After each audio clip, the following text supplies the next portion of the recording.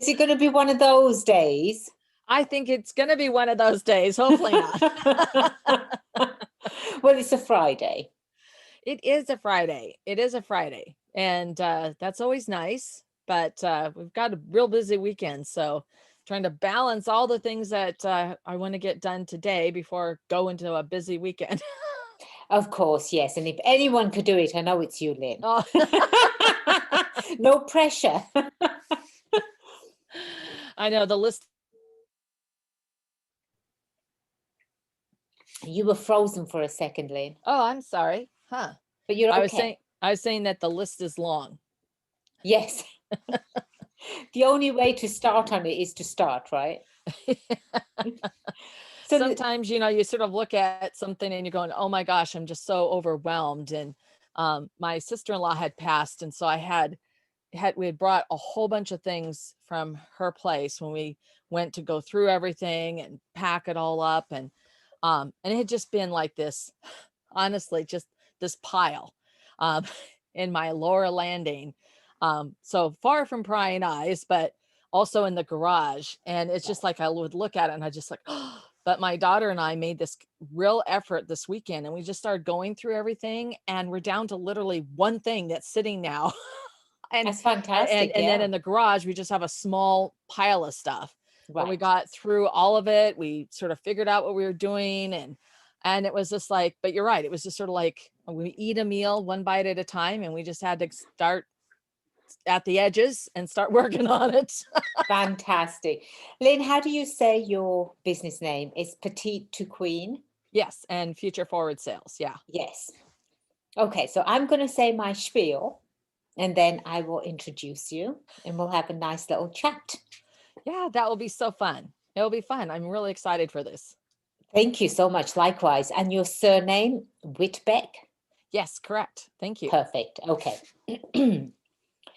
Welcome to the Go Legal Yourself podcast. I'm your host and legal friend, Attorney Kelly Bagla, the Queen of Business Law. Today, I have the pleasure of interviewing Lynn Whitbeck.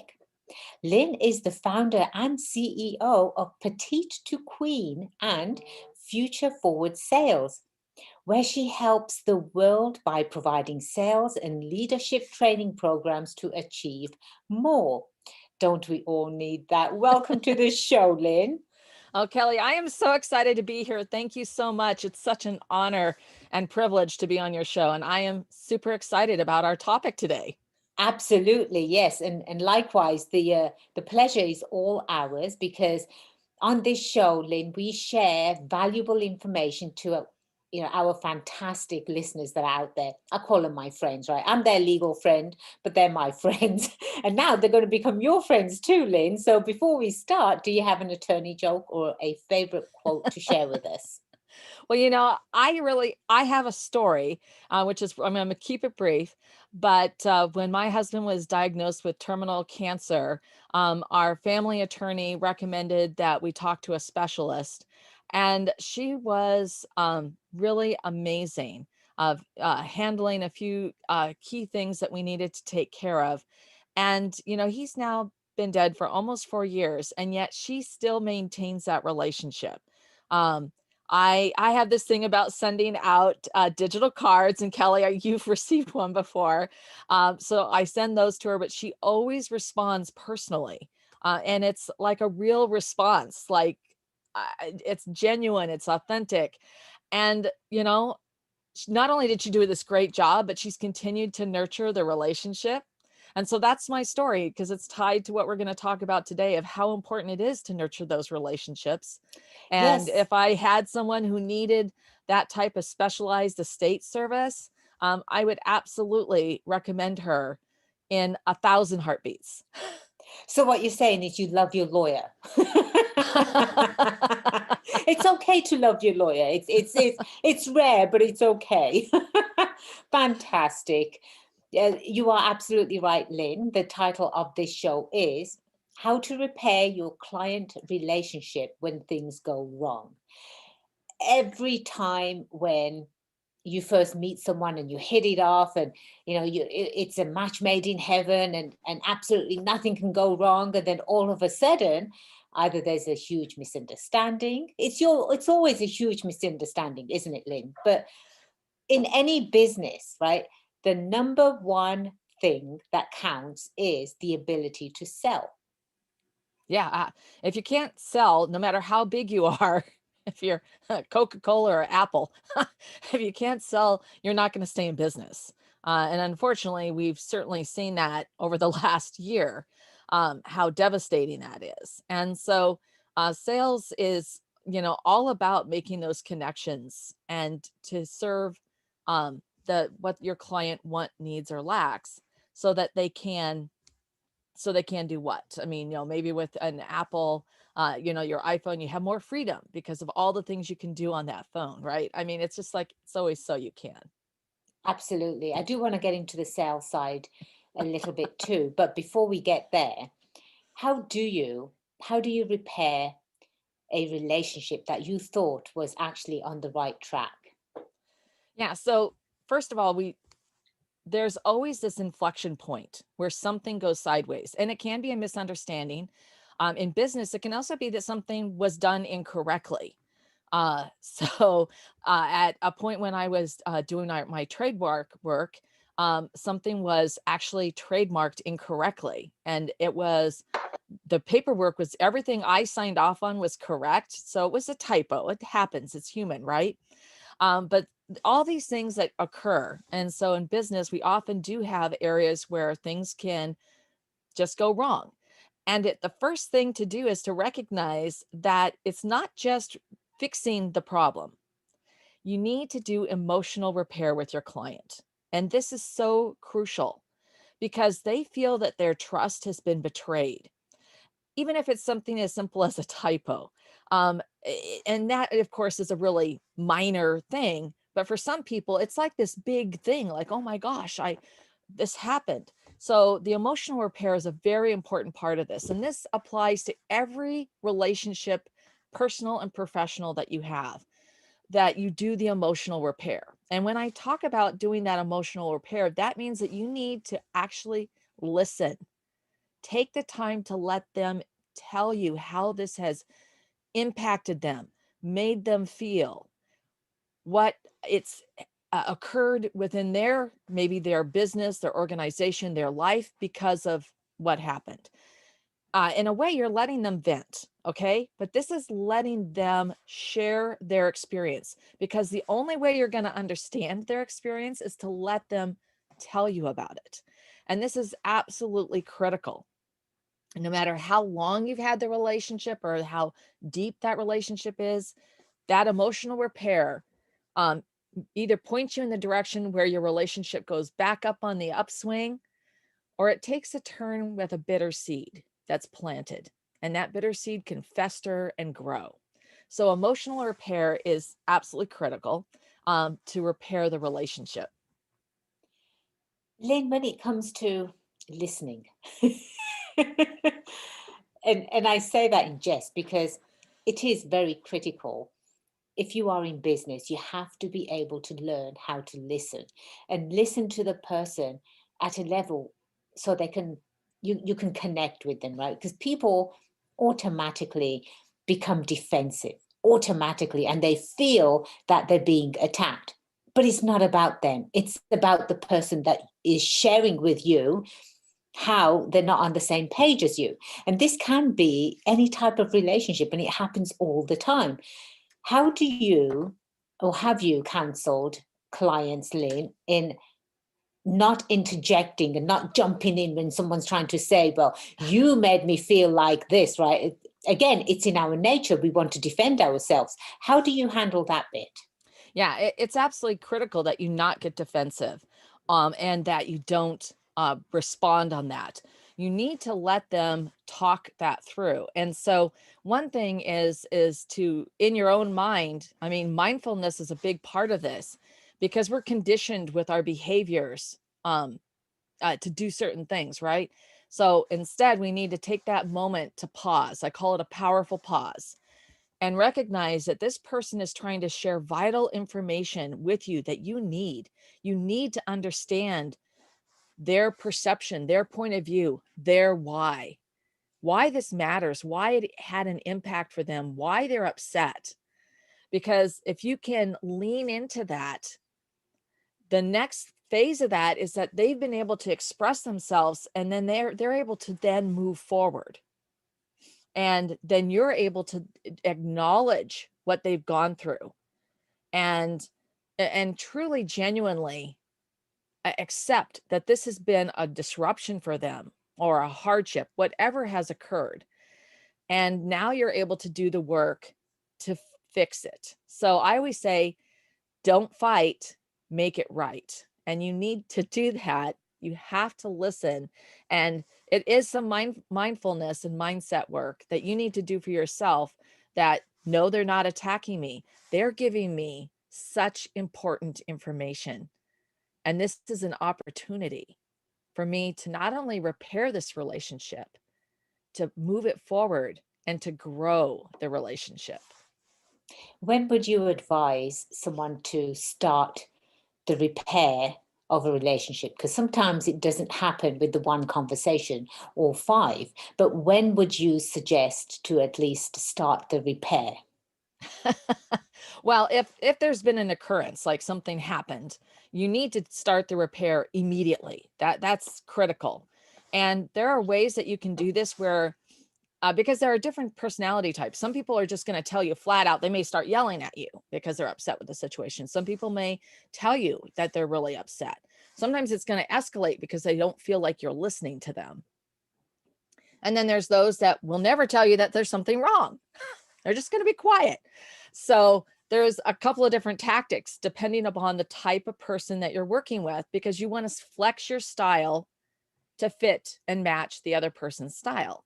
And so when you're having those conversations, you want to make sure you're asking them in a way that doesn't set up their back. So you're going to say, like, tell me more, help me understand. Those are two ways that people are not going to feel that they're being attacked or being put on the defensive. And the other thing is, if it's with someone who is not going to be forthcoming, a great way to do that is to set up a time to have a chat and go over how the, let's say you went through and you were doing someone's, I was just taught trademark work, right?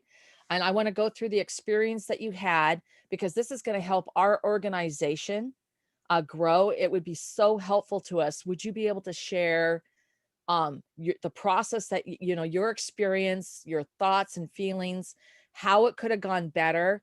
Because once again, this is inviting them in to share that information, and that you're not going to take it as an attack. Instead, you really want to know. And so then, that for those people who are resistant to, so I call them sort of these passive aggressive types, and instead they're going to be able to share that with you. And then you can find out right away that something actually went wrong, that they weren't happy about, and you can let them talk it through. And then you can do that emotional repair and start to address it. Because otherwise, you could have thought that the whole trademark experience went great, and they're going to give you the next piece of business that they have, but they were upset about something and they never told you. So doing that after sale, that nurturing of the sale, and asking them about their experiencing, inviting them to share with you so you can improve, so your organization can improve. That is a way to break that barrier down. And it's useful with any relationship, but it's especially useful with those people who don't share. And that sort of answers your question. So if you're going along, you can just pick up something that maybe you sort of sense that there could be something, or that you felt a little bit of an undercurrent. Maybe it was on your side, but you could just ask them, I'm really curious how you feel that went, what your thoughts are. Is there something I could have done better or done differently that would have made you feel more comfortable? So even in personal relationships, this is a way to open up that dialogue. So you clearly do teach people how to communicate with anyone, right? This is what I'm getting from you, Lynn. You're able Yeah, to no, because teach. yeah. Sales is everywhere. Sales is everywhere. It's in negotiating with your spouse, or your partner, which show you're going to watch on Netflix, what you're going to make for dinner with your family. I mean, it's in every aspect of our lives. And so, yes, it's not just telling, like showing examples. It's like doing the work. So like with relationship repair, there's a number of things that we can do to help people do better. Because another thing is your body language. It's 93% of your communication. So whenever anything it goes sideways, you need to be attentive, make eye contact, not crossing your arms, not looking fierce. You've got to be open. You got to be consciously thinking about that. If you're on a virtual call and you're going to start making notes, you need to let them know, I'm going to take some notes because this is so important that I receive this information so that we can do a better job. And that way they know that you're not just looking away and you're doing something else, that you're on your iPhone texting your buddy, that you're listening. And then you do that also with other verbal cues. You nod your head.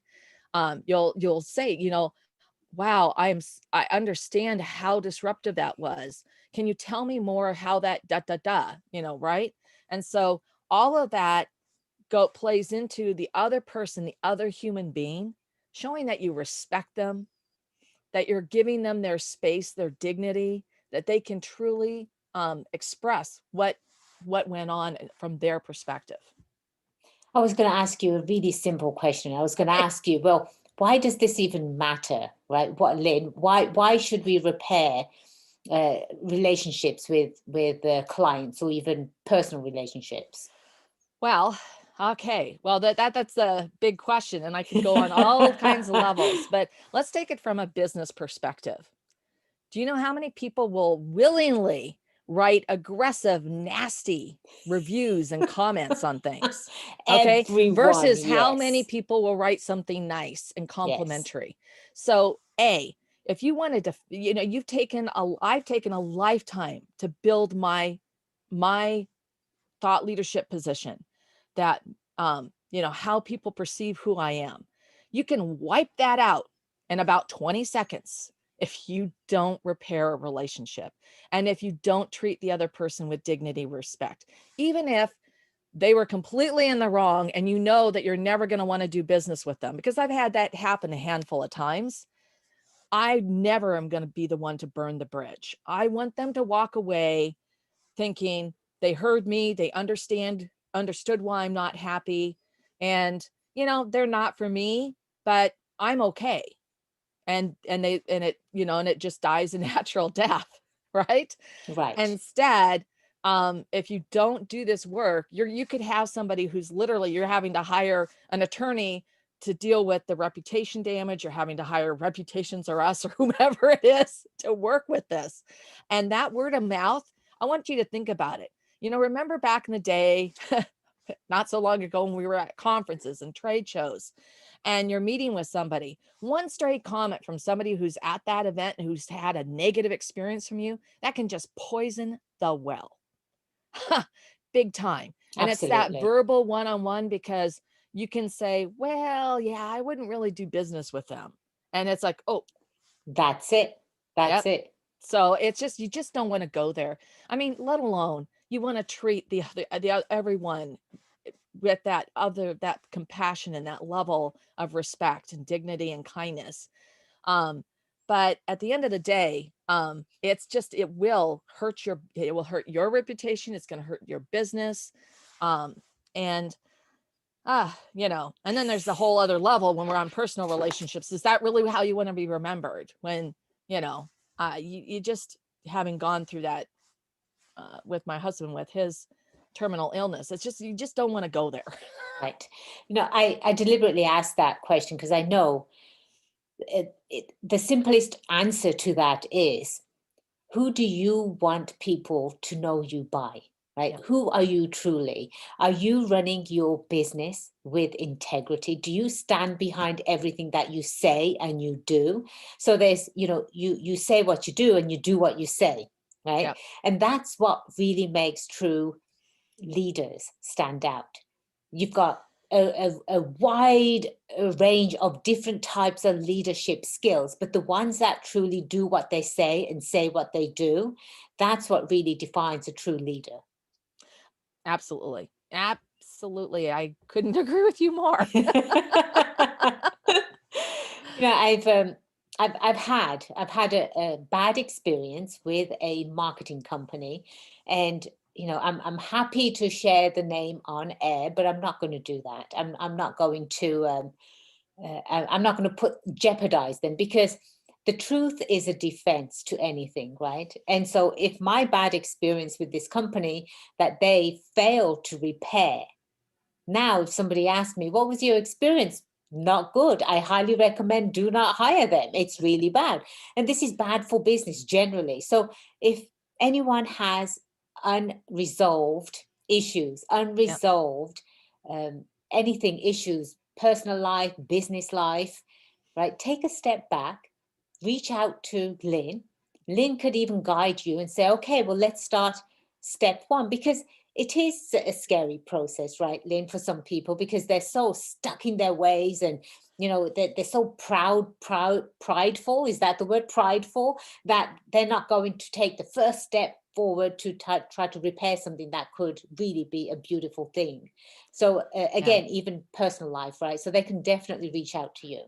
Yeah, we actually have a whole piece that we do on helping people reset their mindset, because in sales, that's also important. You could be doing something the same way, and it's like, hey, this way has worked for me for years. I'm doing just fine. And it's like, well, are you? I Right. mean, can we make things better? Can we make it more effective or efficient? Can you get more out of it for yourself? I mean, I love sales because I love to help others. That is my core value set, to be of service, and so sales was a natural fit for me, and I thrive on that. But it's like sometimes you have to take a step back and go through your mindset about what's really going on, because you put up your own limiting beliefs and barriers, and to push forward to get to another incredible place, you need to take those bricks down. Fantastic. I'm going to take a moment to recognize one of our sponsors. Today's sponsor is Bagla Law Firm. They help with business formations, business contracts, and also asset protection. Please check out baglalaw.com, BAGLALAW.com, for your legal business needs. Back to you, Lynn. What's your background? Loaded Oh, question. yeah. That's that I was in professional sales for many years, climbed the corporate ladder, moved into, executive positions and eventually the C-suite. I was very focused on, the sort of the operational side, Six Sigma trained. So I was often selling things that we had just figured out that we could create a product. And then I created the entire roadmap and process, to not only sell, but implement the program and then successfully manage the programs. So I was, at one point, I was literally, I was like the closer who would come in, but flying all over the world, literally, to close multi-million dollar deals. And that was really cool. But the best part of that was creating this way and then being a mentor and helping others to figure things out, even on my own team. I mean, not just even on, but my peers, my team, working with the executives. Uh, and it was an incredible way to sort of pivot to my new world, of helping businesses and individuals, grow their business through sales, and with strategic development of their programs, and really thinking through those processes, because when you invest that time, just like when you invest in an attorney for your business, it pays off big time. Yes. It just pays off big time. And it's like, you did this really, considering everything, this small piece of work. And now you've got this great roadmap, and you have templates, and you know what you're doing. You know why you're doing it. You know what your customer, how to, work with them. It's just pretty amazing. I have a scenario I want you to solve um, during this show. So we're going to put you to work, Lynn, and I know Okay. you're way, way, way qualified to answer this question. This happened to me. So out of 100%, right, I usually get about 97, 98% closure. Because when people come to me, they're looking for a legal situation to be resolved, especially when they want to start a business or they're trying to grow a business. Right. And I had someone reached out to me. It was a father and daughter. They reached out to me via phone, email, and phone, and they said, you know, we were googling startup attorneys, and your name came up, and we'd like to schedule a call with you. I said, fantastic. So obviously, when they showed up, we scheduled a meeting, and both of them showed up. Well, the daughter had my book in her hand, so clearly, right off the bat, I knew they looked into me. They trusted me. She purchased my book, and she walked into the meeting with my book. The father, on the other hand, he's been in business. He's a builder. He's in construction. He's been in business for about 40 years. And the daughter was just starting out. She's 30 years old, and she wants to go into business for herself. And she wanted to go into the creating a very, I guess, a different type of maternity outfit. Okay. And so she wanted to go into, retail and clothing and what have you. And I've actually done that, Lynn, because as an entrepreneur, as an attorney, I love to dive into different ventures.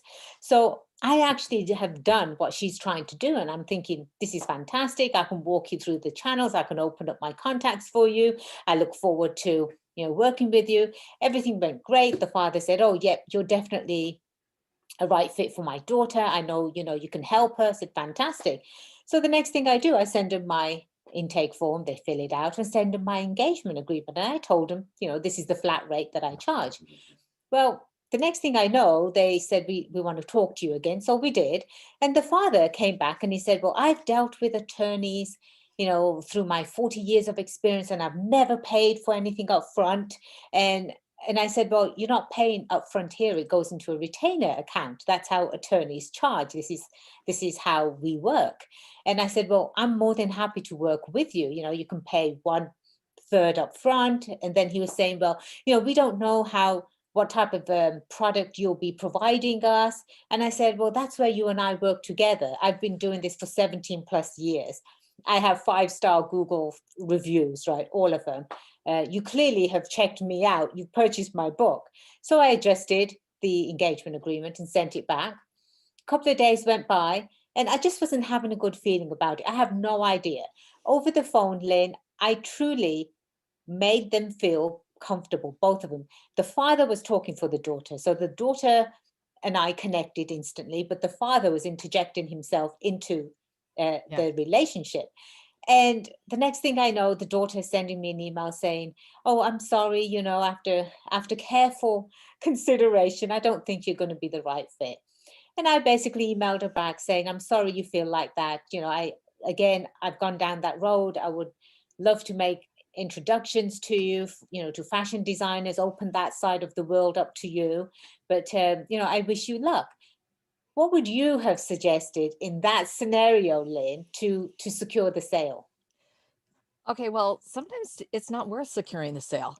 Okay. Thank I you, thank I you, mean, I thank mean, honestly, you. you have to know when to walk. And so when I work with clients, one of the top things you need to do is there has to be five things that the client must answer yes to be a perfect fit for you. And yeah, for me, one of them is their professional integrity. I mean, that's like number one on the list.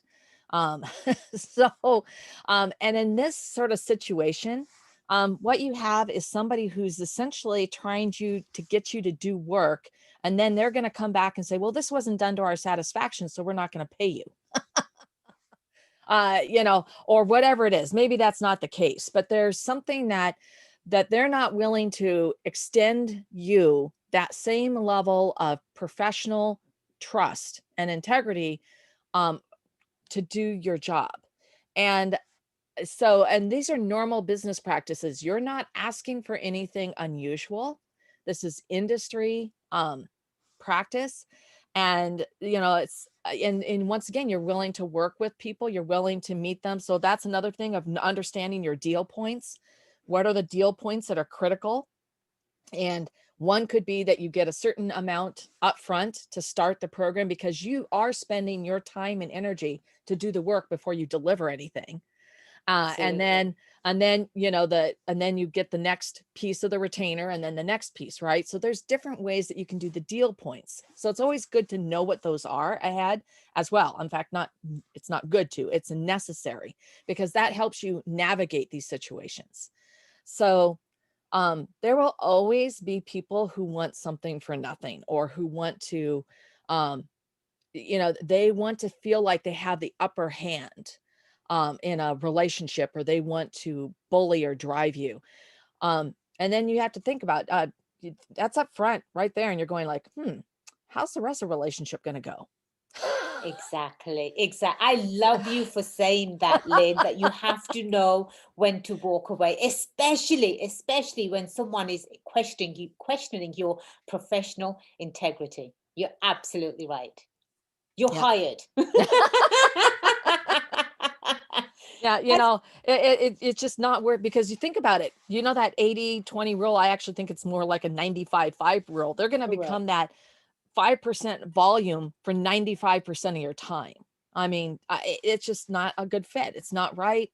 You just trust your gut, and you always have to be willing to walk. Absolutely. But Absolutely, Lynn. but you did it in a very graceful way. You did it with integrity.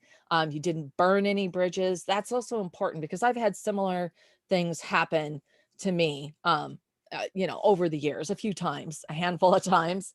And it's like, you're, this isn't going to work out. I'm really not interested in working with them again. But you respond with grace and dignity and kindness. Well, thank you. Thank you so much. That means the world to me, coming from a professional like you, to know, yes, I did the right thing. And sometimes you have to listen to your gut, when it's telling you something's Always, not right here. Always listen always. to your gut. Something's not right here. And I've always been a huge believer in things always happen for a reason, Lynn. Always. And when things don't happen the way you would like them to, that was a nice sale. I would have been able to help her easily, but it just wasn't the right fit. It would have been even worse, like you said, going down the road. So definitely dodged a bullet there. Lynn, if you had to do it all over again, right, in your professional life, what is one thing that you would change? Oh, wow. In my professional life, I think that really going and doing the mindset work early on, and being very aware of those things, so that you can walk yourself through scenarios when they occur. So if you are feeling a certain way, taking that moment to take a 5 or 10 minute walk and analyze, why do I feel this way? What's really going on? Is it really pinging off of something that's an underlying um, you know, factor, you know, um, uh, in my life. So that would be one thing. I think doing that mindfulness work early on can be very helpful. It also is helpful in how you work with others, so that you can, that classic walk a mile in their shoes. But at the end of the day, it is always about the cluster in sales, the client why, why, what do they want, need, or lack? How is this going to benefit them? So they can what? Because what you're really selling them is the outcome, so they can, so for me, it's so we can grow your business. Yes, you know, right. and grow it in a way that's more effective and efficient and easier, and it's brings you more joy. So Absolutely. Is there anything else you'd like to share with our fantastic yeah, so I listeners? would like to say that if anyone is interested, I do have a piece that it's called The Pickle, that it's future forward sales slash pickle. But this is specifically about how to respond to one of a really weird question that you could get because this happens all the time. Honestly, I mean, it can happen even when you're having a situation with a client that something's gone sideways. But this is a really great piece to use. It's also great for when you're having a difficult conversation, and it's essentially how to get out of the pickle. And so I've got a little video there about the pickle, and then a little cheat sheet that you can use as your wallpaper or pin up on your wall. That is so cute, and people remember it, right? Take the pickle challenge. Yeah. Get yourself out of the pickle, There you go. There you go. That makes more sense. And they would need to go where? It's futureforwardsales.com/pickle. We are going to have all of your contact information as part of our show notes. So anyone listening around the world, we are international, by the way, Lynn, very, very happy about that. All they have to do is they can either go to golegalyourselfpodcast.com or go to anywhere where they listen to podcasts. If they actually download Go Legal Yourself app from the app stores, they can leave us feedback. They can even contact any of our guests, including you, Lynn. And one last thing before I let you go. I don't want to let you go. We definitely have to do another show, Lynn. This has been fantastic. But when someone reaches out to you, are you able to help them in any stage of their business? Absolutely. Yeah. I mean, I work with established corporate accounts on continuous improvement, a big thing for me. And then I work with startups who are, really trying to figure it all out. And also for those companies that have that founder magic and they're trying to transition to having a sales team and everything in between. That's fantastic. That is. Plus, you tell them exactly the most important thing that they need to hear. Walk away from the sale because it's not for you. Thank you so much, Lynn, for being on the show. Well, thank you, Kelly. It was a pleasure. And I'm so glad that we got to do this. And I'd love to come back. And thank you to everyone who tuned in today. Absolutely. And please make sure, my friends out there, do check out golegalyourself.com. Do it yourself legal protection, which helps you save money and gain peace of mind.